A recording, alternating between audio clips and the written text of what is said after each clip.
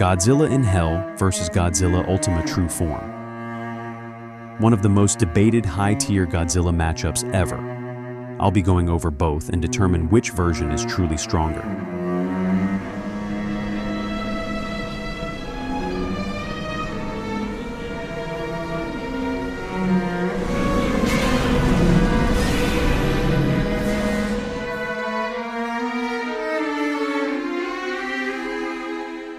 Starting off with Godzilla Ultima in Godzilla Singular Point. Destruction is not just an act of force. It is the avatar of something fundamentally alien to reality itself. Something that exists beyond the limits of space, time, causality, and even dimensional existence as humans understand it. Ultima is not just a kaiju. Ultima is the evolving physical manifestation of a higher intelligence known only as It. A cosmic entity that does not simply inhabit reality, but stands outside of it entirely and sees it as a dream. Beginning as a biological organism in the depths of the ocean, Godzilla progresses through multiple evolutionary stages: Aquatilis, Amphibia, Terrestris. Each transformation not just a growth in power, but a step closer to remembering its true nature, to become the Omega Point. The Omega Point is important for Ultima's scaling. By the time it reaches its base, Ultima form, it is no longer bound by conventional physics. Its presence distorts causality, its red dust rewrites matter and information, and its very existence begins to overwrite the laws of reality itself. As the process reaches its apex, all timelines, dimensions, and mathematical possibilities converge into what is known as the Omega Point, a singular state where past, present, and future collapse into a singular system where everything exists as the ideal world for the entity known as It, and where space and time no longer function as constructs. In base form, Ultima is still evolving. It will never stop until its avatar like Ultima succeeds to become the Omega Point. In the Omega Point, reality becomes information, processed and contained within a higher structure. And yet, even this is not the true end. Beyond the Omega Point lies It, the observer, the intelligence behind everything, a being that perceives the entirety of existence, including all of space-time and every dimension, which are dreams within dreams, to it viewed as a projection, fictional in fiction endlessly until it succeeds, something akin to a screen displaying infinite worlds simultaneously. To it, universes are trivial, consumed and recreated as easily as thought, while all of existence, every timeline, every dimension, every possibility, is reduced to something indistinguishable from fiction. In this state, Ultima transcends all dimensional frameworks and exists on a purely qualitative level of superiority, placing it firmly within the outer-versal tier as something not just beyond reality, but fundamentally detached from it. So, he pretty much caps at outer-versal in mid or high ball.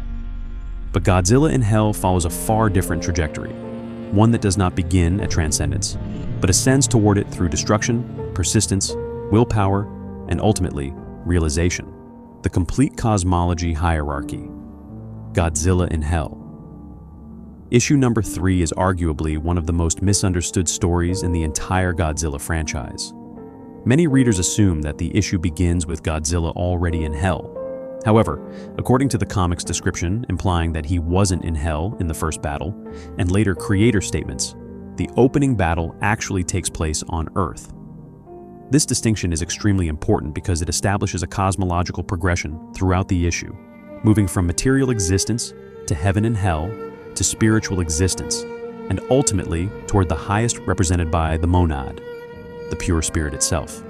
We're going to reconstruct the entire hierarchy presented in issue number 3, following the interpretation supported by the creators involved with the story of issue 3 only, as the issues are confirmed to not have any overarching connection, with other issues showing different scenarios of how Godzilla goes to hell.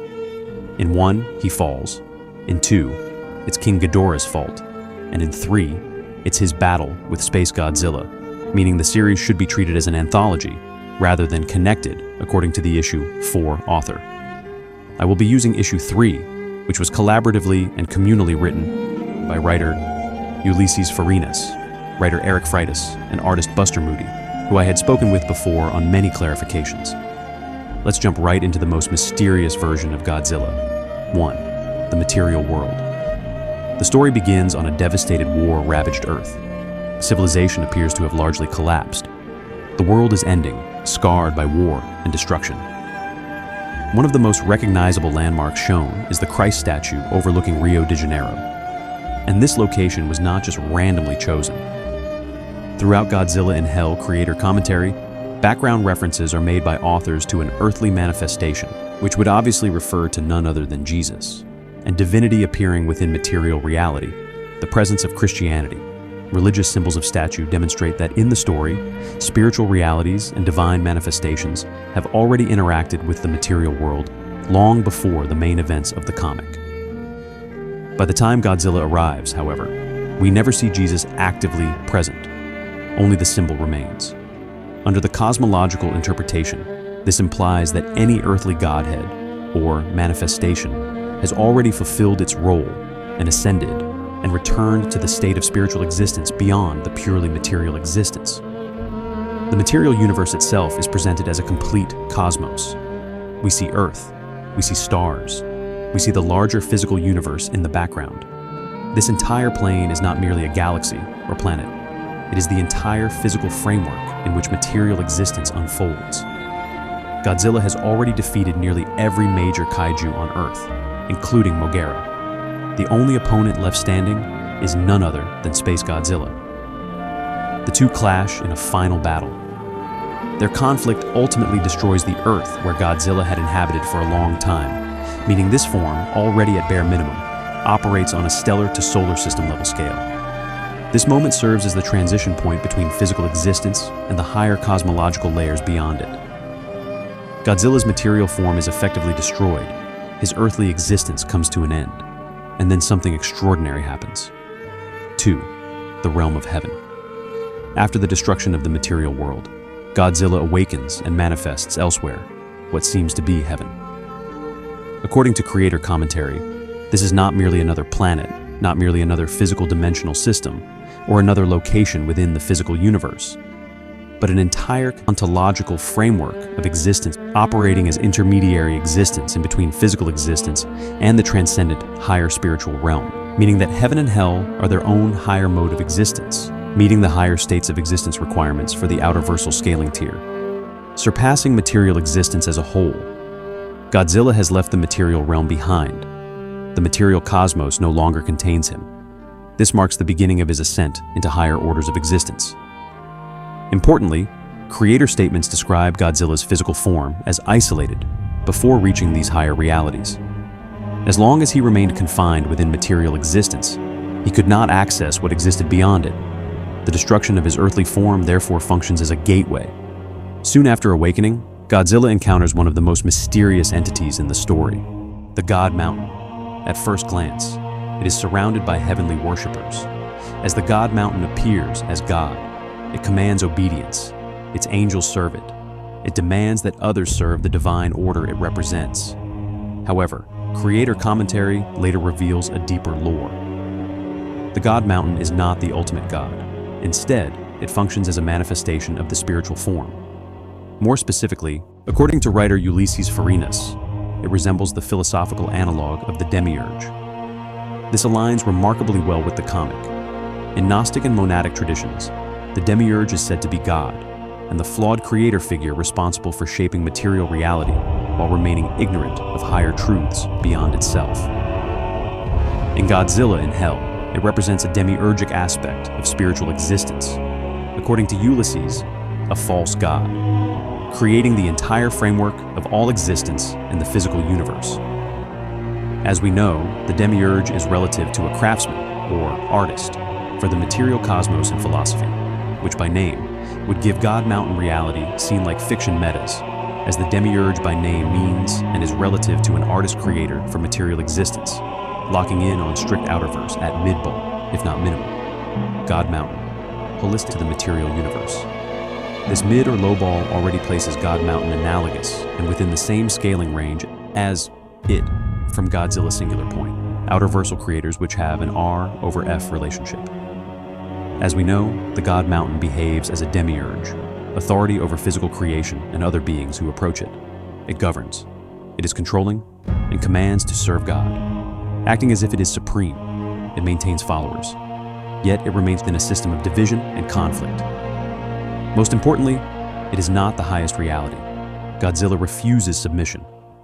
Rather than serving the God Mountain, he rejects its authority entirely. When he crushes one of its angels, he is cast down into hell and the rivalry. Godzilla descends into the deepest regions of hell. The imagery here draws heavily from Dante's Inferno. At the lowest point lies a frozen wasteland, an endless, all-consuming, frozen, icy abyss where no life manifests. And within this abyss waits Satan. However, in the narrative of issue number 3, Satan is represented through becoming one with Space Godzilla. This is not merely another monster battle. This is against the kaiju of kaijus, the devil. The God Mountain represents one pole of authority. Satan represents the opposite pole, order versus death, heaven versus hell, divine hierarchy versus opposition. Yet both are ultimately trapped within the same divided system. Neither represents the highest truth. Neither embodies ultimate reality. Both remain participants in an eternal conflict, an eternal war. Godzilla rejects both sides. He refuses heaven. He refuses hell. He refuses worship. He refuses ideology. He refuses followers. His journey is not about serving either force. It is about free will. This is why God Mountain and Satan can continue their eternal war. And this is why Godzilla was inevitable to overcome both. And importantly, they're not complete unity. Now let's go on to the ultimate divinity. At the highest are the perspectives of the monad, beyond heaven and hell, the divine realm, spiritual existence, the true God. Heaven and hell transcend the material world, yet still contain ontological division, hierarchy, opposition, and distinction. Spiritual existence is different. Limitless potentiality, and the source from which all manifestations emerge, beyond all division between ontologies. Rather than a separate realm, spiritual existence can be understood as how the ultimate reality, how the pure spirit appears from the perspective of limited beings. The monad, or pure spirit, is absolutely unknown, beyond all distinction.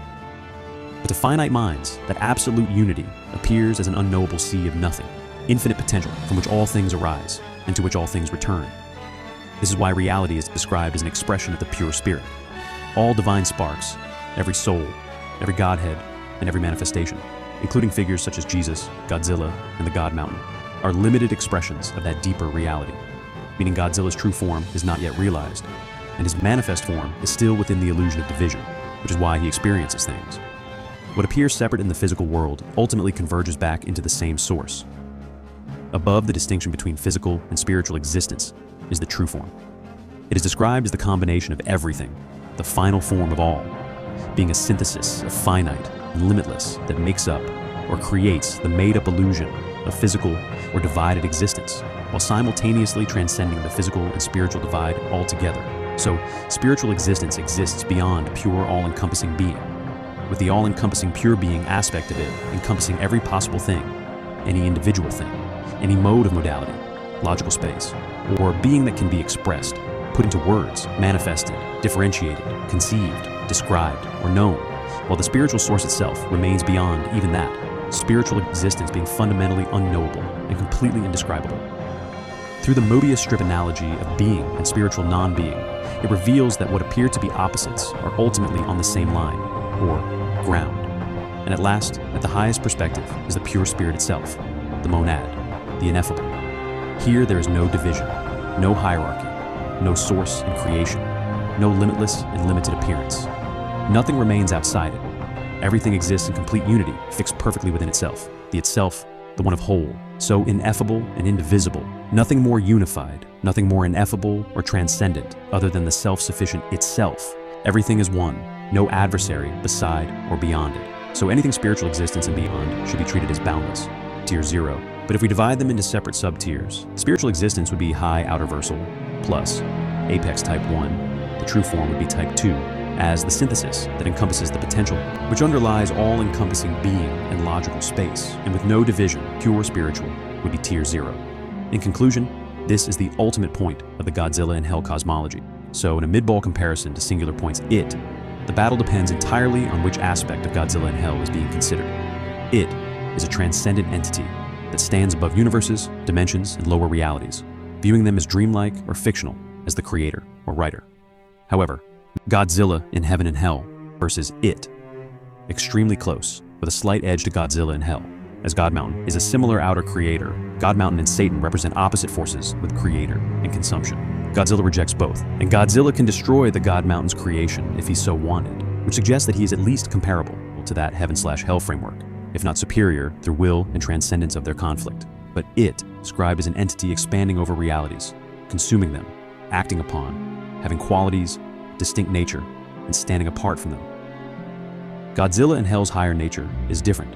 His unrealized spiritual full potential points toward pure spiritual existence, the true God, and the source where separate manifestations return. The true form goes far further than It, by realizing that physical limitation and spiritual limitlessness are not actually separate. So if we compare It to Godzilla in Hell, or God Mountain at their mid-ball interpretations, the fight is close and arguably on par with a slight edge to Godzilla in Hell, as he can be on par, if not overcome a very similar creator. If we consider all of the highball for base Godzilla in Hell, made by many great scalers, it would be over for Godzilla Ultima, as Godzilla in Hell's highballs go far higher. So go check those channels out for his high ends. But if Godzilla reaches his full potential with the divine nature of the true form, where he escapes the divided illusion, he wins without a question, because he is no longer just a higher entity over reality. Alright, what's up guys? Make sure to like and subscribe. I have also made a blog profile on character stats and profiles wiki, and even versus battle wiki. The sources to the statements are in the blog too, and I'll give links to those blogs in the video's description. So go check those out if you'd like to have an even more in-depth explanation of the GIH verse. But my character stats blog is many times better than my versus battles. That's all for now, and in part 2 of this series, I will do an animation for Godzilla in Hell versus Godzilla singular point. So, this isn't over just yet.